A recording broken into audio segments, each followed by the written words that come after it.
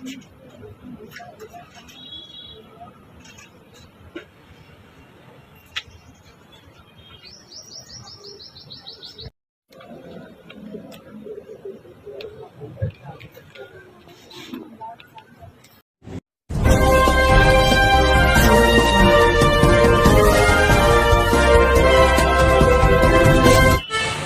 जो आप देख रहे हैं ये शुभम द्विवेदी की डेड बॉडी है, जो कश्मीर में आतंकवादियों के गोली का निशाना बनकर शहीद हुए थे। दोस्तों, जब बॉडी आई गांव में तो पूरे गांव में हाहाकार मच गया और सबकी आंखें नम हो गई, जो आप देख रहे हैं इस समय।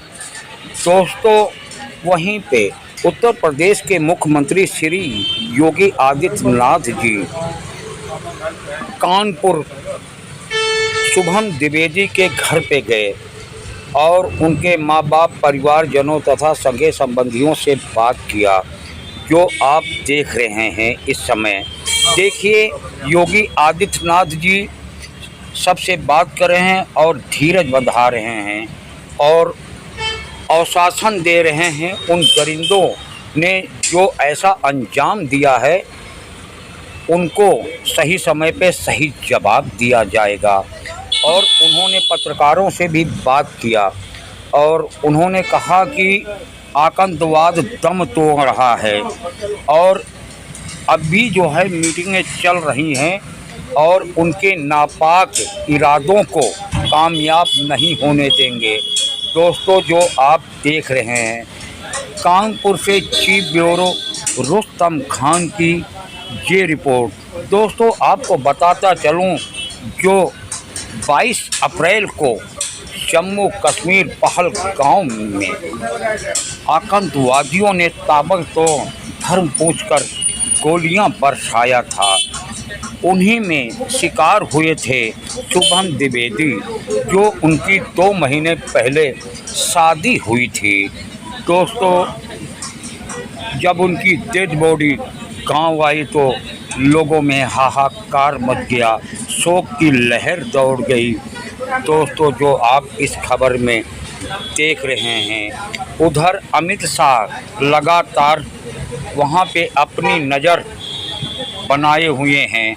वहीं राहुल गांधी भी अमेरिका से मीटिंग ख़त्म करके टूर ख़त्म करके बीच में ही चले आए। वहीं प्रधानमंत्री भी दुबई की यात्रा छोड़ के बीच में ही आ गए। देखिए रुस्तम खान की एक रिपोर्ट आगे। विश्वास करना चाहिए। मैंने अभी शुभम द्विवेदी के परिवार के सभी सदस्यों से मुलाकात की है। उनके पूज्य पिता से मेरी कल भी बात हुई थी और रात्रि में ही उनकी बॉडी यहां पर आई है। पार्थिव शरीर अंतिम संस्कार की प्रक्रिया के लिए अब आगे प्रस्थान कर रहा है। परिवार दुखित है। शुभम द्विवेदी परिवार का एकमात्र पुत्र था। 2 महीने पहले ही उसकी शादी हुई थी। परिवार दुखित है। मैं दिवंगत आत्मा की शांति की कामना करता हूं। परिवार के लोगों के प्रति हमारी पूरी संवेदना है। दुख की इस घड़ी में पूरा देश इस अमानवीय और बर्बर कृत्य की निंदा करता है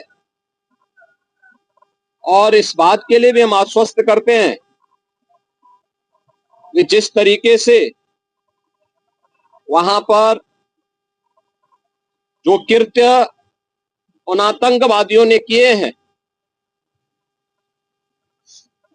हिंदू मां बहनों के साथ जिस प्रकार की बर्बरता उनके सामने ही उनके सिंदूर के साथ किया गया है, इसी प्रकार से आतंकवादियों और उनके आकाओं को उसकी सजा जरूर मिलेगी, इसमें कोई संदेह किसी को नहीं होना चाहिए।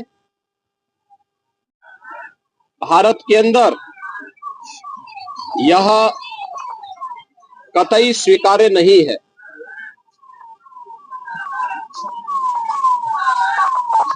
भारत सरकार की आतंकवाद और उग्रवाद के प्रति जीरो टॉलरेंस की जो नीति रही है,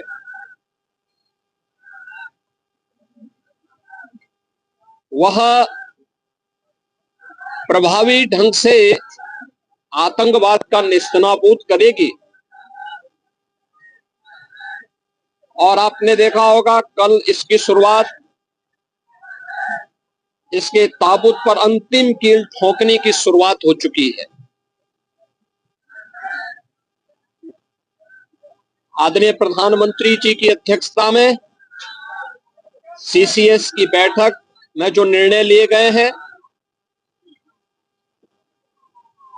आदरणीय गृह मंत्री जी ने स्वयं उन क्षेत्रों का दौरा किया और आगे की रणनीति के साथ ही आतंकवाद और उग्रवाद के खात्मे की एक नई पहल के लिए अब पूरा भारत आगे बढ़ा है।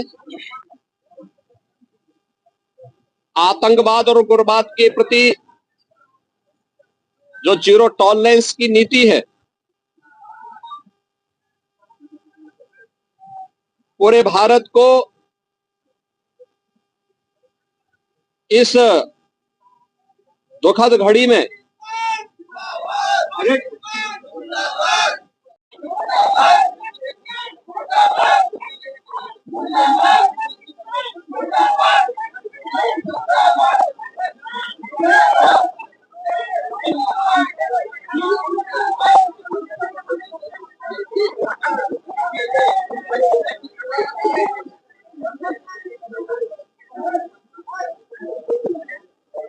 मित्रों,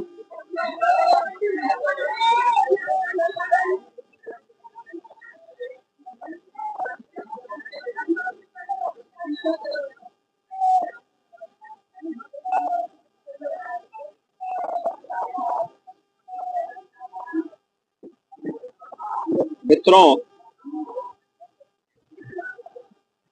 22 अप्रैल को पहलगांव कश्मीर के अंदर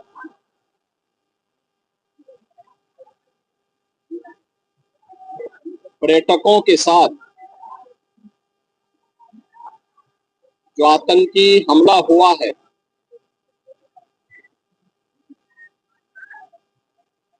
कानपुर का एक परिवार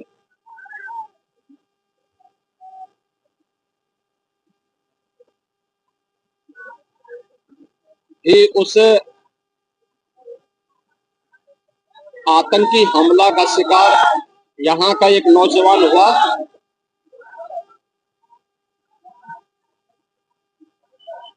शुभम द्विवेदी 2 महीने पहले ही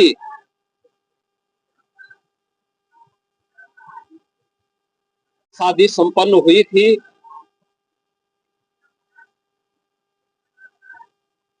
यह पहलगांव का आतंकी हमला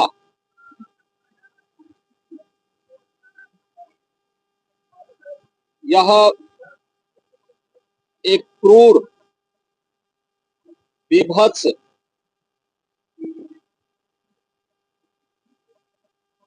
कायराना कृत्य है। न केवल देश ने बल्कि दुनिया के हर सभ्य समाज ने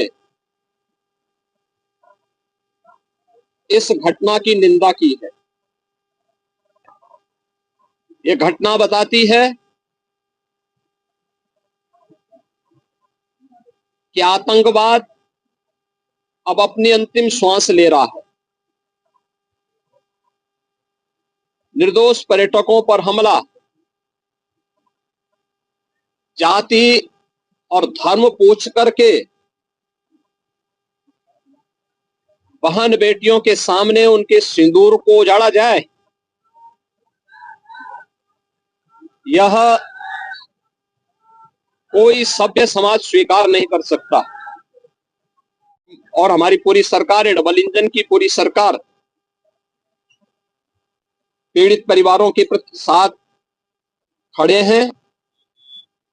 याद रखना, ये डबल इंजन की सरकार है और ये सरकार इस प्रकार की किसी भी बर्बर और अमानवीय आतंकी घटना को लेकर, उग्रवादी घटना को लेकर के जीरो टॉलरेंस की नीति के तहत कार्य करना जानती है।